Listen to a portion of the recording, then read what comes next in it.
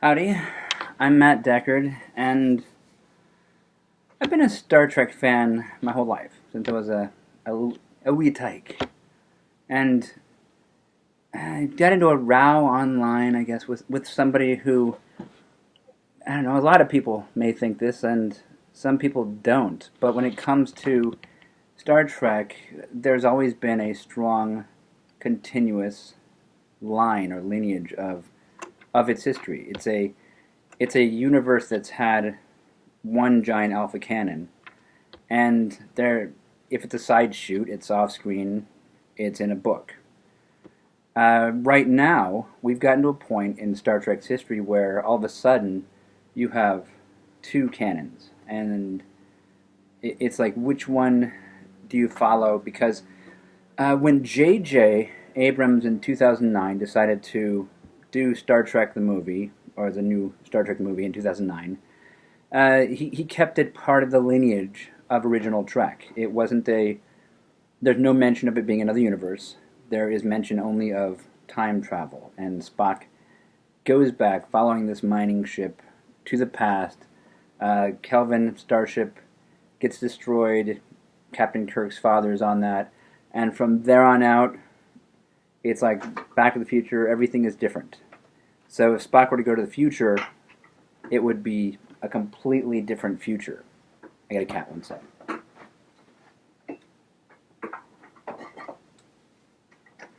So, to go to the future for Spock now would be completely different. He can't go back. And in the mix of that, he wanted to keep quiet about being from the future, just so he didn't alter the timeline anymore. And this is explicit in the film.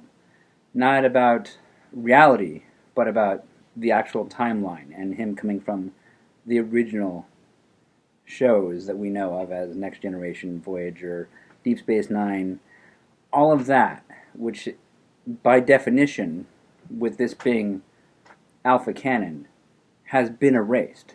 It's not another universe. It is actual timeline, and this has been proven in episodes like Yesterday's Enterprise and Next Generation, where the Enterprise C goes to the future, and the entire timeline is completely changed.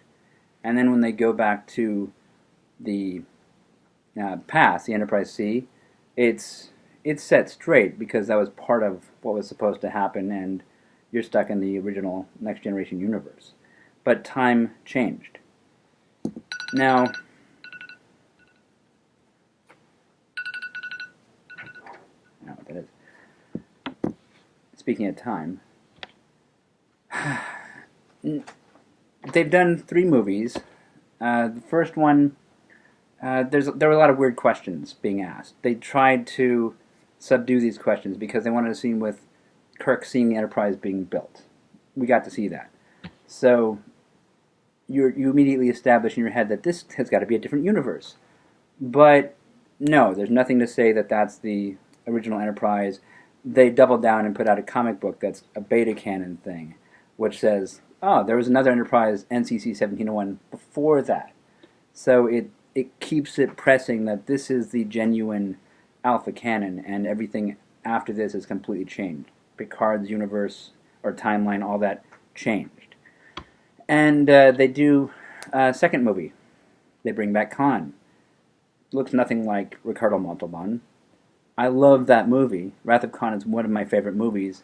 And they did a bastardized take on it in many ways. And when I was, having friends say, oh, it's another dimension, it's another universe, they did it again. They put out a beta canon comic book just to point out that we didn't show you that how Khan was found. We just told you that he was found by this admiral, and they have a fake name for him, and it's backed up in beta canon by a comic book. And they task me. And they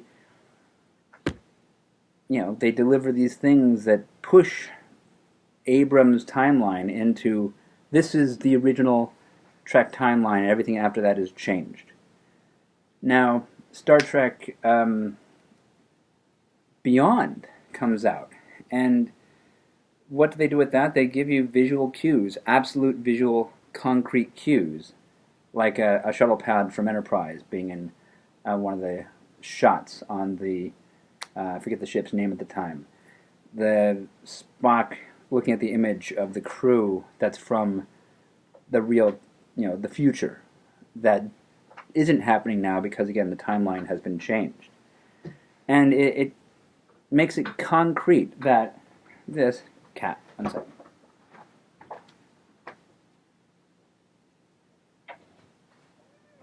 This is Gizmo. Except for nice ears. One second. It makes it concrete that, this is TOS universe, but the timeline has changed.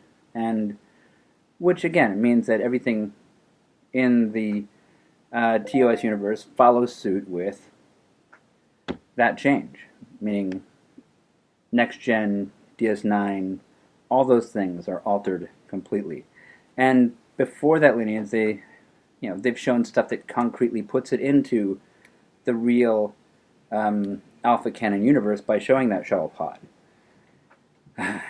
which makes it all the more strange when you have I don't know. It's kind of like a saving angel when CBS came out and said, "We're coming out with a new Star Trek. It's set 10 years before Kirk, Spock, and McCoy, and it's going to be set in Alpha Canon, which is the original series, and it's going to negate the happenings of the Kelvin change to the original timeline."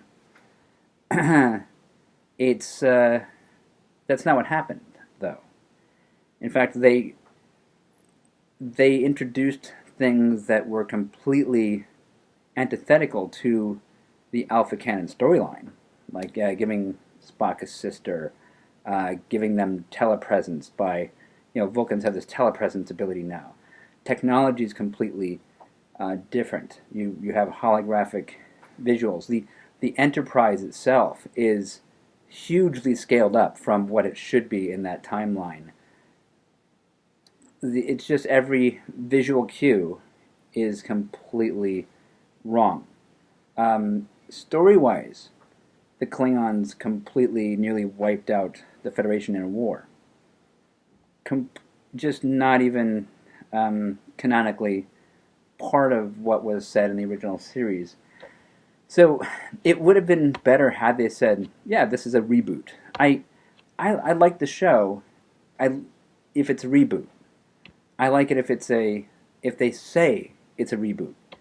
It's not the Star Trek we grew up with. That is still in the JJ timeline. And this goes to a bigger point. There's two universes. Both of them claim to be canon. There's no third one where Picard and Cisco and just you have the Enterprise and Deep Space Nine and all that in the future. Those, as we know that now, did not happen. You have the TOS universe, which is the Kelvin timeline. And there's nothing to say that that is not concrete. And it's kind of like a Paramount fighting with what CBS is trying to introduce, and CBS just introduced something that is completely dismissible as authentic Alpha Canon. Even though they keep leaving off names and they bring in Captain Pike, it's just not visually there. So they should have called it a reboot. And something that further, just strikes a hard chord in me. It was I was at the LA Comic-Con, downtown Los Angeles, 2017, one for Stan Lee, and at that Comic-Con, I was at one of the booths, and one of the guys that was working on something for the CBS Star Trek had mentioned, I've seen the new design of the Enterprise, and it looks fantastic. And I was thinking, they redesigned the Enterprise. This is a show that is supposed to be prime Alpha Canon, and I actually tweeted that out, and I felt kind of guilty. It was a friend of mine who had said it, but in the midst of it, it's that CBS not only absolutely lied to the fans, they asked companies that are working with them to lie to the fans as well. And just say it's a reboot. Just say it's an actual reboot, and stop trying to say it's the Alpha Canon that we knew. Say it's a new Alpha Canon. Say it's a new canon. Don't tell us it's part of the original Trek, because that is a lie.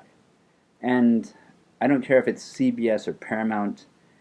Regardless, you saying that it's Alpha Canon does not make that so. This is not Alpha Canon.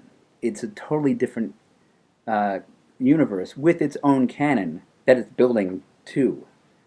And it's upsetting, because there isn't that third universe where we could believe that Picard, and because these shows do not let you accept that from what's on screen. It's only allowed for the movie universe, which is TOS and genuine Spock going back in time, altering everything, and then this completely new canon and universe that CBS has created. And I'm Matt Deckard. Tell me what you think, and talk to you soon.